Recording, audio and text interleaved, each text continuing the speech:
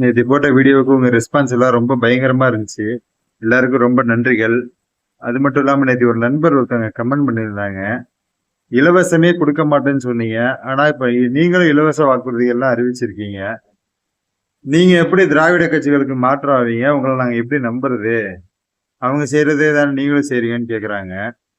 அதுக்கு என்னோட பதில் என்னன்னா, இப்ப உங்களுக்கு தேவையான ஒரு விஷயத்த உங்களோட அக்கவுண்ட்ல இருக்க காசை வச்சு உங்களுக்கே செஞ்சு கொடுக்கறதுக்கு பேர் எப்படி இலவசத்துல வரும்?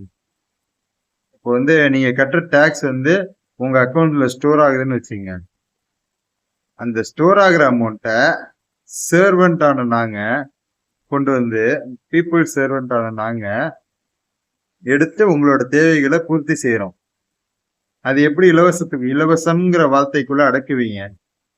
மக்களுக்கான தேவையை மக்களோட பணத்துல இருந்து மக்களுக்கே சேருது. இலவசம்னு சொல்றதுதான் நாங்க கண்டிக்கிறோம்.